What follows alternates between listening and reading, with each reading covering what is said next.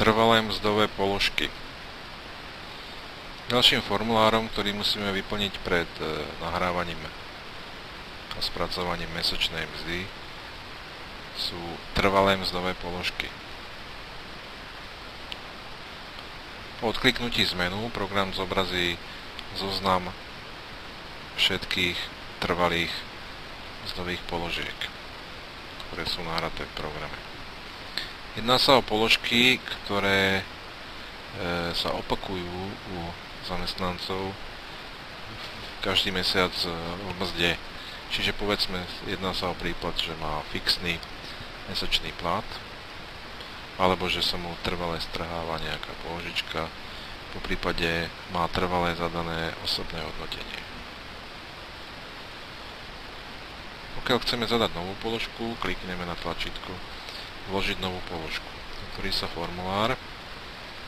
Program žiada zadať osobné číslo zamestnanca.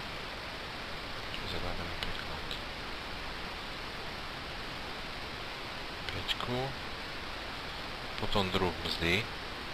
Druh zložky mzdy, na ktorú chceme zadať do trvalých. Takže napríklad pre osobné hodnotenie je to 118.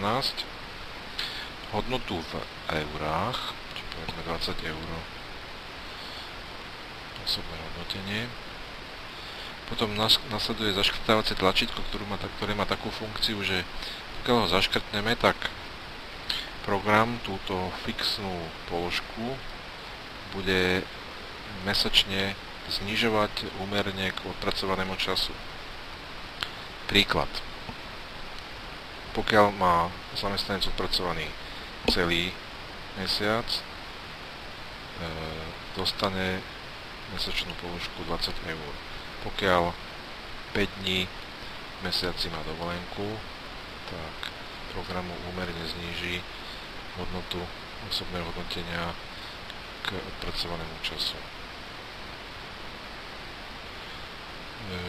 Ďalšie údaje sú potom o bankových účtoch. To sa týka hlavne zrážok, pokiaľ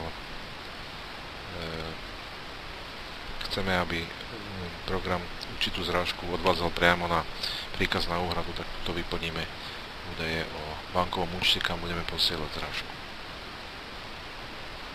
Dáme uložiť, program zapíše novú položku do zoznamu. Tuto sú všetky položky. Pokiaľ sme v zadávaní mesačnej mzdy, tak a máme vybraného niektorého zamestnanca, tak cez ikonku trvalé mzdové položky nám program ponúkne len mzdové položky z trvalých, ktoré sa týkajú vybraného zamestnanca, čiže tuto potom uvidíme vlastne len jeho trvalé položky.